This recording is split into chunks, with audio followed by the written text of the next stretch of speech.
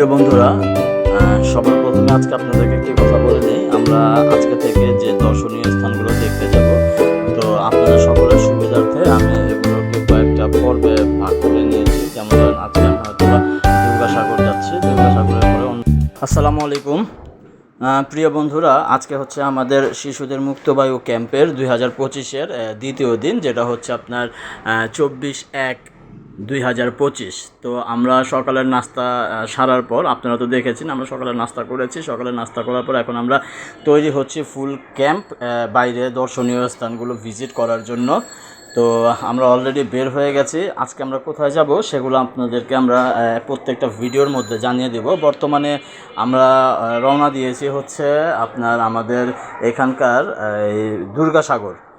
দুর্গাসাগর একটা দর্শনীয় স্থান আছে বরিশালের, তো সেটার উদ্দেশ্যে রওনা দিয়েছি। তো দুর্গাসাগরে যাওয়ার পরে আমরা ওইখানে কী কী জিনিস দর্শন করলাম বা কী কী জিনিস দেখলাম এবং সেইখান থেকে আর কোন কোন জায়গায় গেলাম, এগুলো আমাদের পরবর্তী যে ভিডিও আছে, আসলে দুর্গাসাগরের ভেতরের যে ভিডিওগুলো বা ওইখানে নামার পরের ভিডিও যেটা আছে সেটা আপনারা আমার নেক্সট ভিডিওতে আপনারা সেটা পেয়ে যাবেন। তো এখন আমরা চলে যাচ্ছি দুর্গাসাগরে। আসলে শিশুদের মুক্তবায়ু ক্যাম্প শুধুমাত্র যে আমাদেরকে ডিসিপ্লিন শেখায় সেটাই না, নিয়ম শৃঙ্খলার পাশাপাশি আমাদেরকে শেখাচ্ছে হচ্ছে আপনার কিভাবে আপনি আপনার জীবনকে পরিচালনা করবেন, আপনার জীবনকে কিভাবে ডিসিপ্লিনের মাধ্যমে কাটাবেন সেটাই।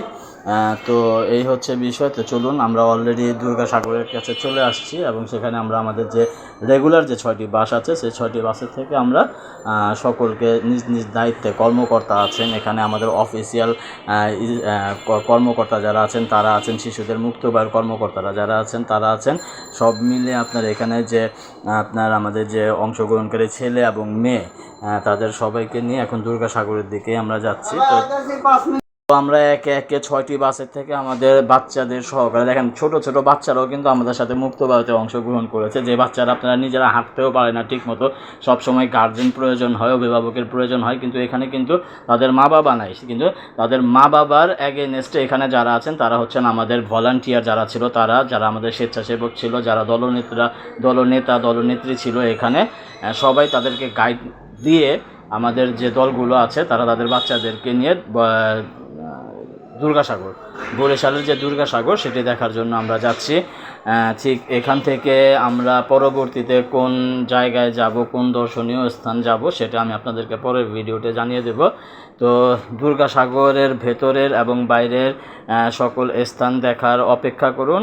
নেক্সট ভিডিওতে আমি আপনাদেরকে দুর্গাসাগরের